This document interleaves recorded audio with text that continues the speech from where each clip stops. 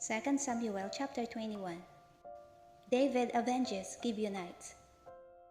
Now there was a famine in the days of David for 3 years, year after year. And David inquired of the Lord, and the Lord answered, "It is because of Saul and his bloodthirsty house, because he killed the Gibeonites." So the king called the Gibeonites and spoke to them. Now the Gibeonites were not of the children of Israel, but of the remnant of the Amorites. The children of Israel had sworn protection to them, but Saul had sought to kill them in his zeal for the children of Israel and Judah. Therefore David said to the Gibeonites, "What shall I do for you? And with what shall I make atonement, that you may bless the inheritance of the Lord?" And the Gibeonites said to him, "We will have no silver or gold from Saul or from his house, nor shall you kill any man in Israel for us." So he said, "Whatever you say, I will do for you." Then they answered the king, "As for the man who consumed us and plotted against us, that we should be destroyed from remaining in any of the territories of Israel, let 7 men of his descendants be delivered to us, and we will hang them before the Lord in Gibeah of Saul, whom the Lord chose." And the king said, "I will give them." But the king spared Mephibosheth, the son of Jonathan, the son of Saul, because of the Lord's oath that was between them, between David and Jonathan, the son of Saul. So the king took Armoni and Mephibosheth, the 2 sons of Rizpah, the daughter of Aiah, whom she bore to Saul, and the 5 sons of Michal, the daughter of Saul, whom she brought up for Adriel, the son of Barzillai, the Meholathite. And he delivered them into the hands of the Gibeonites, and they hanged them on the hill before the Lord.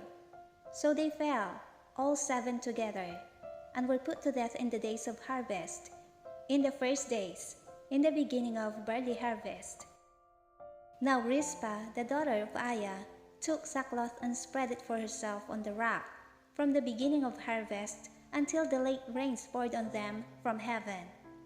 And she did not allow the birds of the air to rest on them by day, nor the beasts of the field by night. And David was told what Rizpah the daughter of Aiah, the concubine of Saul, had done.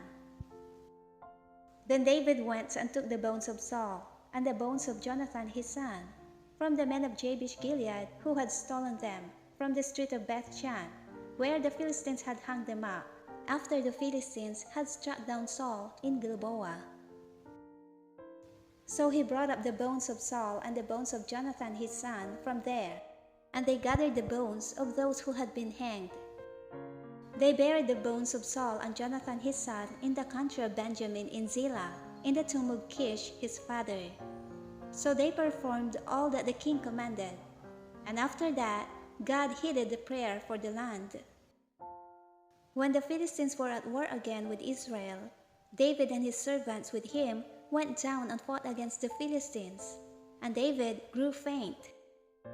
Then Ishbi-Benob, who was one of the sons of the giant, the weight of whose bronze spear was 300 shekels, who was bearing a new sword, thought he could kill David. But Abishai the son of Zeruiah came to his aid, and struck the Philistine and killed him. Then the men of David swore to him, saying, "You shall go out no more with us to battle, lest you quench the lamp of Israel." Now it happened afterward that there was again a battle with the Philistines at Gob.